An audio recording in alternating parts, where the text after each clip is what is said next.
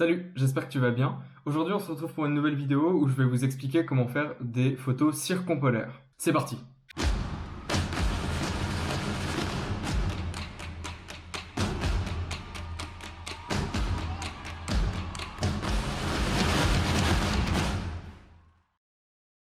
Alors, je suis désolé pour ma coupe de cheveux, je sors de la douche. Mais de toute façon, c'est pas ce qui est important maintenant. Alors, les photos circumpolaires, c'est quoi? Une photo circumpolaire, c'est quand on va essayer de faire plusieurs photos des étoiles et ensuite de les aligner et de les empiler plutôt les unes sur les autres pour qu'une fois empilées, chaque étoile les unes à côté des autres forme des traits, des traînées d'étoiles et c'est assez esthétique. Alors de nouveau, je vous le rappelle, la Terre tourne, donc les étoiles dans notre référentiel, elles bougent. Et c'est ce qui va permettre au fur et à mesure du shoot d'avoir du coup ces traînées. Alors je vous aurais bien emmené avec moi sur le shoot, malheureusement ça doit faire bien une semaine ou deux qu'il y a des nuages dehors et que j'ai pas pu refaire des photos en extérieur à cause de ces nuages. Quand je dis des photos en extérieur, je parle évidemment de photos du ciel parce que la dernière vidéo était en extérieur mais c'était pas les mêmes étoiles. Mais je tenais quand même à vous montrer après le shoot qu'est-ce que je fais au traitement pour avoir ces traînées. Ça paraît super compliqué. Mais en fait, c'est super simple. Et de toute façon, sur le shoot, c'est pas hyper intéressant. Je me pose à un endroit, je fixe mon cadrage dans le spot dans lequel je suis et je prends des photos. Voilà. J'ai deux exemples que j'ai fait sur deux montagnes différentes qu'il y a pas loin de chez moi. Un exemple sur les dents du Midi et un exemple sur la dent de Morcle. On va commencer par la dent de Morcle. Donc comme vous pouvez le voir, j'ai toutes mes images qui sont là. Et le logiciel que je vais utiliser pour les empiler s'appelle StarStax. C'est un logiciel qui est disponible sur Mac et je crois qu'il est aussi disponible sous Windows et qui est très très simple d'utilisation. Je vais cliquer sur la petite icône du dossier qui est en haut à gauche. Je vais récupérer mes photos de la dent de Morcle. Je vais toutes les sélectionner et je vais les importer. Donc ici on peut voir mes images, c'est juste un aperçu de mon image, c'est pas vraiment la vraie image, mais c'est suffisant pour travailler. Il faut faire attention à être bien dans le mode éclaircir, qui veut dire qu'il va surtout prendre les points les plus lumineux de l'image qui changent pour les stacker. Et maintenant, on peut mettre des darks si vous voulez. Je vous renvoie vers le lien vers la vidéo de l'astrophotographie où je vous explique ce que c'est que des darks. Donc si vous en avez, vous pouvez les empiler ici, ouvrir dark, et il vous demande quel dark vous voulez importer. Donc là, je vais les empiler. Ce que j'aime bien avec ce logiciel, c'est qu'on a un aperçu en direct des traînées qui se font petit à petit. Je trouve que c'est assez joli, tout simplement. C'est juste pour le kiff, en patientant pendant que les photos se font. Alors là, mes conditions de prise de vue n'étaient absolument pas optimales. C'est une photo que j'ai faite depuis mon balcon, donc en pleine ville. Donc j'avais un voile de pollution lumineuse qui était assez conséquent. Et en plus de ça, il y avait quelques nuages, donc je vais avoir une image qui sera assez voilée, assez peu contrastée. C'est un petit peu dommage, mais ça, on va pouvoir le corriger par la suite sur Photoshop. On peut voir aussi que j'avais quelques poussières sur mon capteur, qu'on voit ici, que je pourrais facilement enlever aussi sur Photoshop. Je vais passer assez rapidement sur cette image parce que, pour les raisons que je viens de citer, elle n'est pas top. Mais je peux déjà vous afficher tout de suite l'image finale que j'ai eue. Donc après un petit passage sur Photoshop pour réajuster un petit peu les contrastes et la luminosité et en ayant retiré les poussières.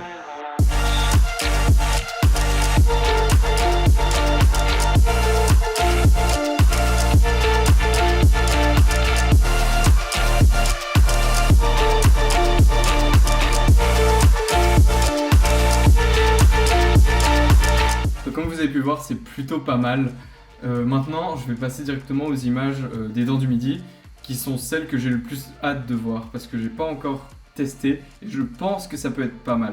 Alors, je vais les importer. Là, je sais que j'en ai beaucoup, parce que c'est des photos qui étaient à la base destinées à faire un time-lapse. Donc je dois avoir à peu près 500 photos facilement.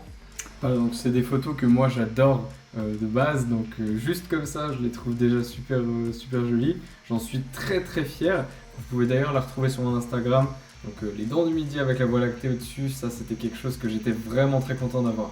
Pour ceux qui ne sont pas de la région, les dents du Midi c'est vraiment un petit peu un des symboles, c'est des montagnes qui sont très très connues ici et j'étais assez fier d'avoir eu cette photo. Ce soir-là, le ciel était magnifique, c'était génial. Donc là, comme vous pouvez le voir, j'ai beaucoup d'images, donc en fait je pense que si je les empile toutes, je pourrais le faire. Je vais juste avoir des traînées mais énormes. Et en fait on voit plus rien voir. C'est quoi, je vais le faire pour vous montrer. Ok, donc je commence l'empilement. Ce qui est pas mal, c'est qu'on a beaucoup d'étoiles, donc on voit qu'il y a beaucoup de traînées. C'est pas juste deux traînées qui se courent après. Je suis resté assez stable, donc les dents du midi restent les mêmes, parce que si j'avais bougé entre temps, ce serait un peu flou. Il y aurait une sorte il y aurait une sorte de voile un petit peu sur les dents du midi. Voilà, moi je pense que là à peu près, ce serait la quantité de traînées optimale, on va dire à la photo. 2 410 150. Vous retenez, hein, 2 410 150. Alors on voit que comme ça, à peu près un petit peu plus que la moitié, c'est très chargé. Vous voyez ce que je vous disais avant, il y a eu un petit mouvement sur les dents du midi. Je pense que ça correspond au moment où j'ai changé de batterie de l'appareil photo, j'ai dû le déplacer très légèrement. Et là, ça commence à devenir déjà trop. Le ciel est carrément blanc. Ça peut être une esthétique que certains aiment, mais moi personnellement, j'aime pas. Donc, plus de 500 photos se sont mises ensemble. Donc, ça peut être une recherche artistique, peut-être. Mais là, pour moi, ça fait beaucoup trop. Et je pense que je vais sélectionner beaucoup moins d'images à se mettre ensemble. Parce que là, pour moi, c'est beaucoup trop et on n'y voit plus rien. Et je trouve que ça perd un petit peu de son charme. On avait dit qu'on ferait jusqu'à la photo 2 410 150, c'est ça? Et du coup, on va désélectionner toutes les autres. Oh non. Ok. Premier point négatif de ce logiciel, si tu veux désélectionner des photos, tu dois les faire une par une. Ok, je vais plutôt supprimer les photos et je vais les réimporter. Il y en a peut-être qui se posent la question de pourquoi est-ce que je prends pas les photos où la Voie lactée est déjà plus au centre. C'est qu'en fait, sur une photo circumpolaire, qu'on ait la Voie lactée à la base dans la composition ou pas, on la verra plus. Là, si à la limite on voit... Oh non, même pas. On peut l'imaginer très légèrement au début, dans le début de l'empilement des images. Mais par la suite, c'est totalement impossible de la voir, elle devient floue en fait. Comme s'il y a un nuage qui passe, il sera très flou au point qu'on ne le voit plus.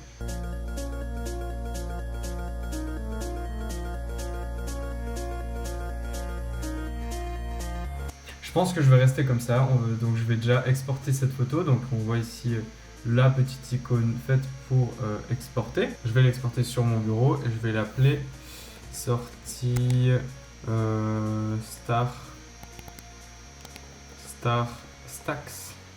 Ok, donc là on se retrouve sur Photoshop et je vais pouvoir vous montrer comment je peux améliorer cette photo qui est déjà, je trouve, plutôt pas mal. Je vais commencer par déjà dupliquer mon calque pour avoir toujours ma base à l'intérieur de Photoshop au cas où je fais de la merde pour pouvoir revenir en arrière.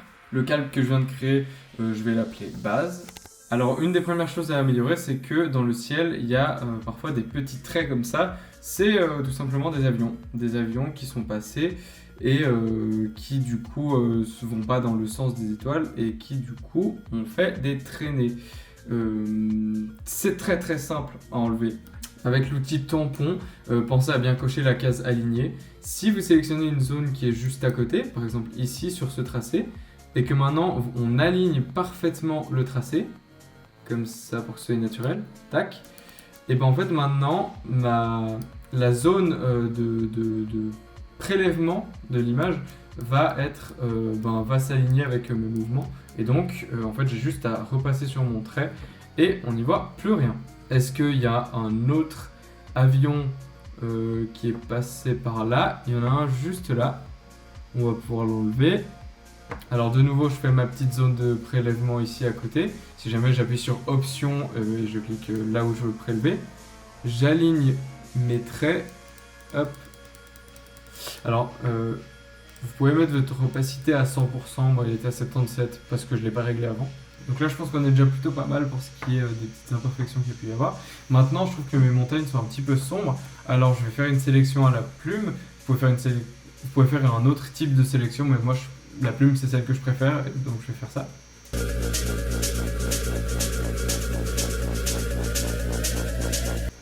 Alors, je vois déjà les gens me dire « Ah, wow, mais tu mets beaucoup trop de points pour faire ta sélection avec la plume. » C'est juste que j'en mets beaucoup et c'est plus rapide pour moi de faire comme ça que de faire de longues traînées et d'essayer de faire des courbes parfaites à être alignées parce que je suis beaucoup moins précis, j'ai l'impression comme ça.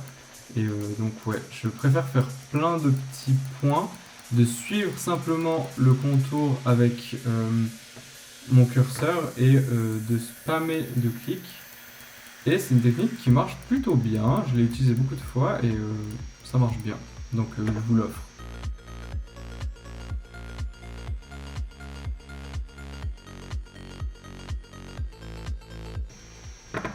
Voilà, donc ça me fait une belle grosse fat sélection.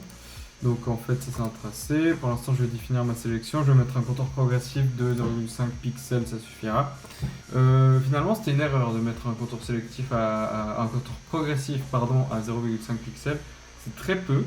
Je vais quand même en fait en mettre un beaucoup plus gros pour que ce ne soit pas des changements trop durs sur les bords de la montagne. Je vais le mettre à 12, ouais, on va rester à 12 pixels. La petite astuce pour enregistrer sa sélection, je sais qu'il y a des moyens d'enregistrer une sélection, mais je trouve celle-là plus simple. Il suffit en fait de venir ici, vous avez un petit cercle vous avez un petit cercle avec la moitié du cercle qui est rempli, et vous créez en gros un masque de retouche de ce que vous voulez, courbe par exemple disons, et vous modifiez pas du tout les courbes, donc ce calque n'agit absolument pas sur la photo tant que vous n'y touchez pas. Et après, vous avez juste à faire commande ou bien contrôle sur Windows.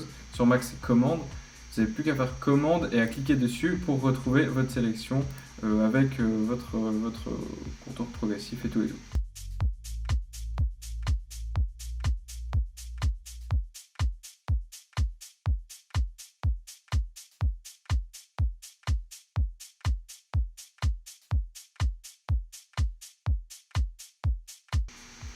Toujours dézoomer sur une photo après l'avoir retouchée, ça peut toujours donner un petit aspect chouette. Ben, cette photo est assez chouette comme ça. Je pense que je vais en rester là. J'aimerais bien, finalement, je vais juste réfléchir un petit peu. J'aimerais bien trouver un moyen d'enlever ces sortes de lignes à cause du bruit du capteur. C'est quoi, on va essayer un truc. Je vais essayer juste de refaire une courbe de niveau. Juste refaire un calque de courbe et voir si je dois descendre beaucoup ou pas pour les enlever. Je vais descendre le moins que je peux pour que ce soit acceptable.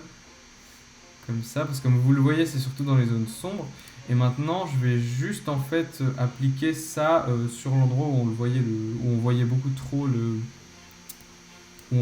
trop cet effet. Tac, je vais garder le haut de mes montagnes assez clair.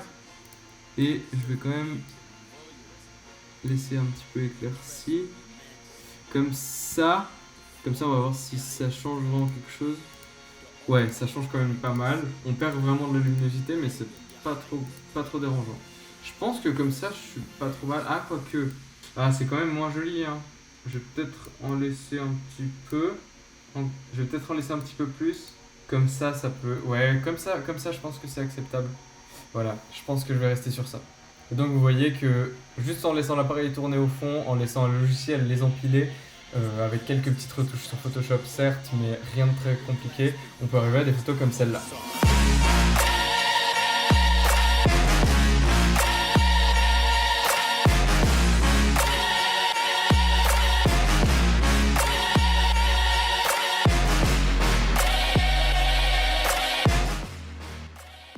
Voilà, j'espère que cette petite vidéo un petit peu plus courte vous aura plu, et on se retrouve jeudi prochain pour une prochaine vidéo.